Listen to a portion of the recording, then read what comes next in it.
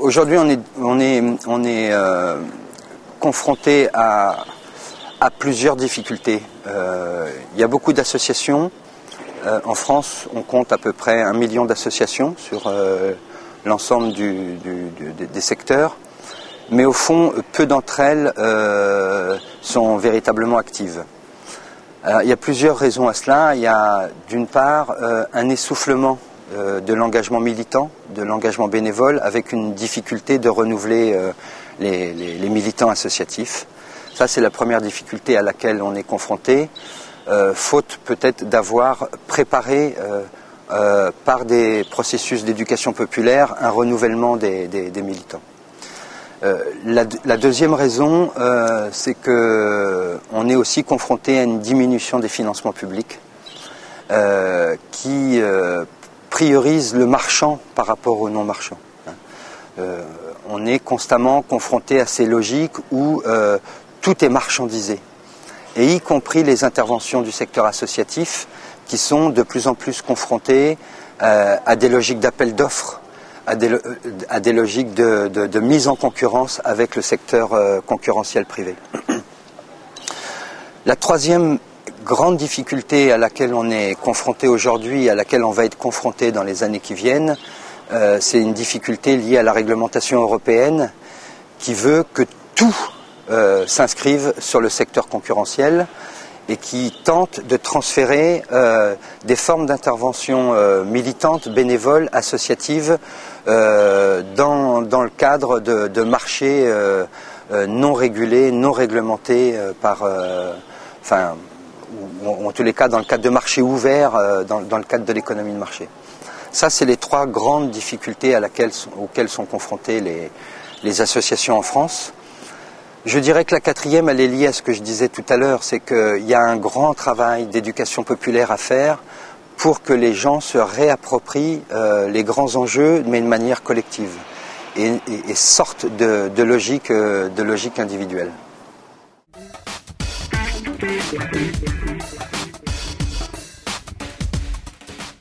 On pense que, d'abord, et ça se saurait, si les approches sécuritaires étaient efficaces, on ne verrait pas les phénomènes de dégradation sociale dans les quartiers augmenter. Donc il nous semble au contraire qu'il faut réinvestir le champ du social, réinvestir le champ de l'éducatif, réinvestir le champ de la prévention, pour faire avec les communautés d'habitants un travail de cohésion sociale, mais en associant les habitants. C'est la seule façon d'avancer, de construire à la fois des processus démocratiques dans les quartiers où on construit du contrôle social par les habitants, pour les habitants, mais au bon sens du terme, sans faire intervenir des logiques sécuritaires, faute de quoi on se retrouve dans des logiques de tension, de conflit entre d'un côté les représentants des pouvoirs publics et des forces de l'ordre, et puis d'un autre qui n'y arrivent pas, et puis d'un autre côté des communautés d'habitants qui ne comprennent pas ces logiques de mise en tension, de mise en conflit de groupes sociaux.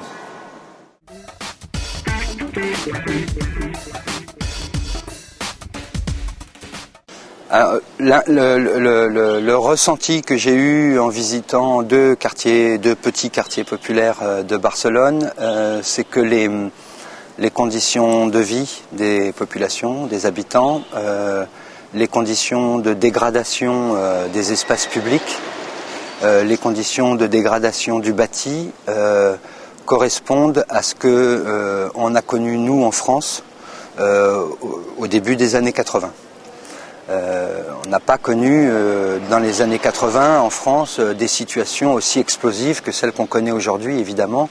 C'est la dégradation s'est malheureusement confirmée et accentuée au cours des décennies. Donc l'impression que j'ai eue, c'est qu'on il y a eu l'impression de revenir en France dans les quartiers populaires 30 ans après, où les problématiques ont commencé à émerger et où les pouvoirs publics, les associations, les habitants se sont penchés sur ces problèmes et ont commencé à essayer d'agir sur ces problèmes et d'agir auprès des populations pour apporter des réponses. Ça, c'est le premier sentiment, avec bien évidemment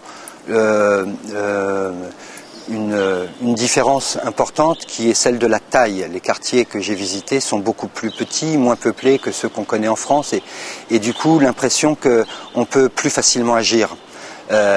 Pour autant qu'on agisse tout de suite et qu'on agisse assez vite, en fait. Voilà.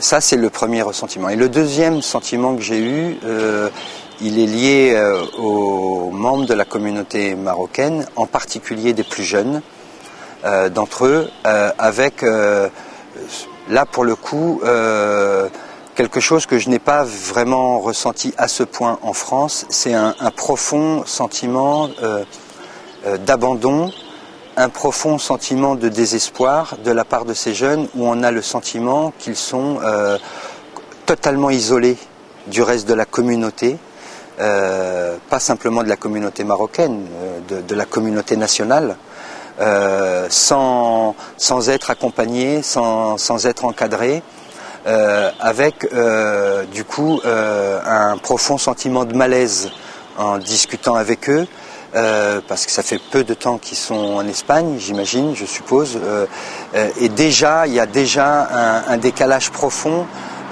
entre leurs aspirations, entre leurs rêves, et puis ce qu'ils sont à même de recevoir de la part de la communauté nationale. Du coup, là aussi, je pressens un risque d'explosion avec ces jeunes si des processus d'intégration ne sont pas pensés, ne sont pas mis en œuvre pour faciliter leur insertion dans la société espagnole.